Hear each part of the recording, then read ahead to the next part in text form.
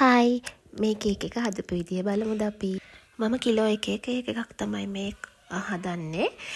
500 cake තැටි 3ක තමයි මම මේ කිලෝ එකේ කේක් බැටර් එක දාගෙන තියෙන්නේ. ඒ කියන්නේ අඟල් 6 තැටි 3කට.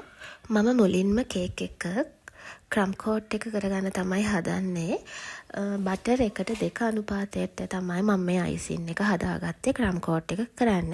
ඒ කියන්නේ බටර් ග්‍රෑම් 100ක් ගත්තොත් අයිසින් ෂුගර් ග්‍රෑම් 200ක් අරගෙන තමයි අපි සොෆ්ට් බටර් අයිසින් එකෙන් මේ ක්‍රම් කෝට් එක කවර් කරන්නේ කේක් එකම. ඒ වගේම තමයි මම කේක් එකක් සැන්ඩ්විච් කරද්දී ලොකු අයිසින් ලේ එකක් දාගන්නේ නැහැ. මම එහෙම කැමති නැහැ. මොකද අපිට කේක් තමයි කස්ටමර් කෙනෙක්ට දෙන්න ඕනේ. අයිසින් ලොකු ලේ එකක් දැම්මොත් කන්නත් අමාරුයි. ඒ නිසා මේ විදිහට තුනී අයිසින් ලේ එකක් තමයි මම සැන්ඩ්විච් කරන්න දාගන්නේ කේක් එකටම. ඊට පස්සේ මම කේක් ඩවල්ස් වලින් කේක් එක රඳව ගන්නවා. මේ වගේ ටිකක් ලේයර්ස් 3ක් වගේ එන කේක්ස් වලට මම අනිවාර්යයෙන්ම මේ වගේ ප්ලාස්ටික් ඩවල්ස් වලින් කේක් එක රඳව ගන්නවා. මොකද දුර ගෙනියද්දී එහෙම කේක් එක වැටෙන්න පුළුවන්. පැත්තට තල්ලු වෙන්න පුළුවන්. අයිසින් එකත් එක්කම ඒක වළක්ව ගන්න තමයි මේ විදිහට මම කේක් ඩවල්ස් වලින් කේක් එක රඳව ගන්නේ.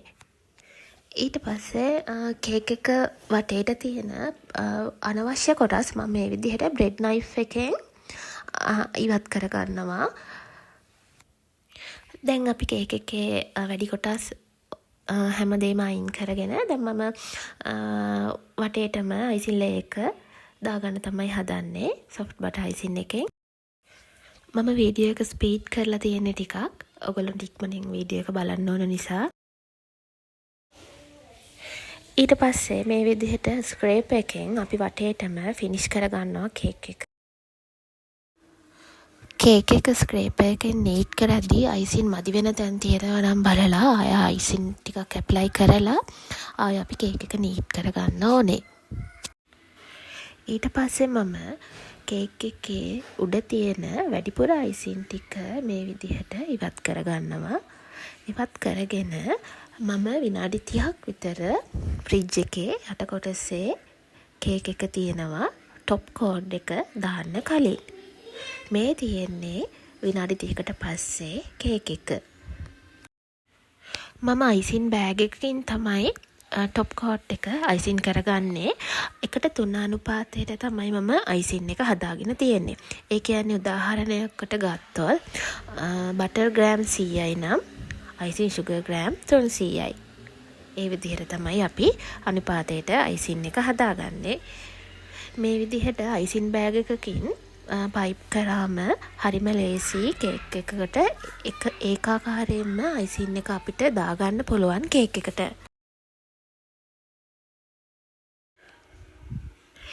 ඊළඟට මම ඔෆ්සෙට් ස්පැචුලා එක ආධාරයෙන් තමයි කේක් එකේ උඩ කොටසේ තියෙන අයිසින් ටික නීට් කරගන්න හදන්නේ. මේ විදිහට ඔෆ්සෙට් ස්පැචුලා එකෙන් වටේටම අයිසින් එක සමානව ගෑවෙන විදිහට අපි නීට් කරගන්න ඕනේ. ඊට පස්සේ ස්ක්‍රේප් එකෙන් මේ විදිහට වටේටම අපි නීට් කරගන්න ඕනේ.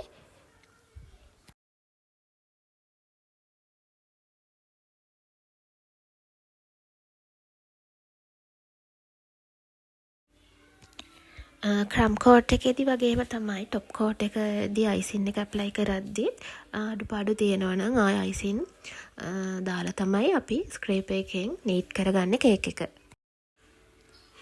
ඊට පස්සේ මම ආපහු ස්පැචුලා එකෙන් උඩ කොටසේ තියෙන වැඩිපුර අයිසින් ටික ඉවත් කරගන්නවා.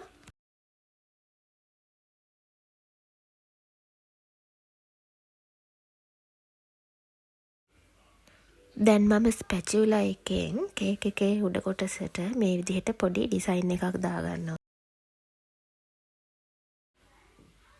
දැන් මම නින්ජා ග්‍රීන් කලර් එකෙන් පොඩි ප්‍රමාණයක් හදාගෙන ස්පැචුලා එකෙන් කේක් එක වටේට පොඩි ප්‍රමාණයක් අයිසින් තියලා ස්ක්‍රේප් එකෙන් නීට් කරගන්නවා.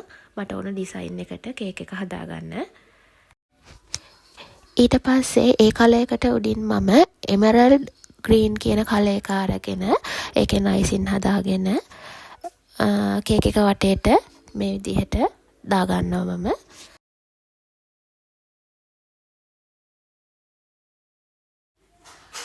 මම ස්පැචුලා එකෙන්ම පොඩි ඩිසයින් එකක් වටේටම මේ විදිහට දාගන්නවා. ඊට පස්සේ මම ග්‍රාස් නොසල් එකෙන් කේක් එක වටේටම බෝඩර් එක දාගන්නවා. 344 තමයි මම ගත්ත නොසල් එකේ නම්බර් එක.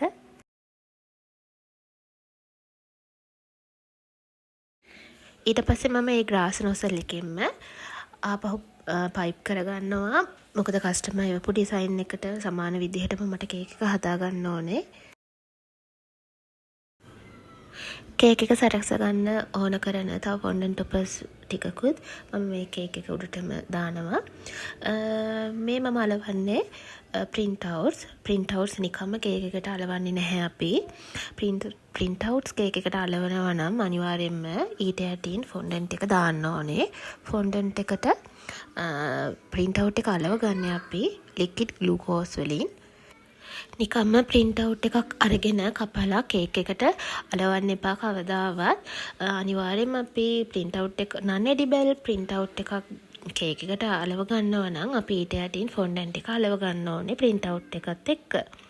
මොකද නැත්තම් නිකම්ම ප්‍රින්ට් අවුට් එකක් කේක් එකට ඇලවුවොත් වෙන්නේ ඒ ප්‍රින්ට් අවුට් එකේ තියෙන තීන්ත අයිසින් එකත් එක්ක මික්ස් වෙනවා. මේ තියෙන ප්‍රින්ට් අවුට් කෑමට නොසුදුසු ප්‍රින්ට් අවුට් නේ. ඒ කියන්නේ non edible. අපිට edible print එකක් අරගෙන කෙලින්ම අපිට මේ කේක් එකට ඇලවුවට කිසිම ප්‍රශ්නයක් නැහැ.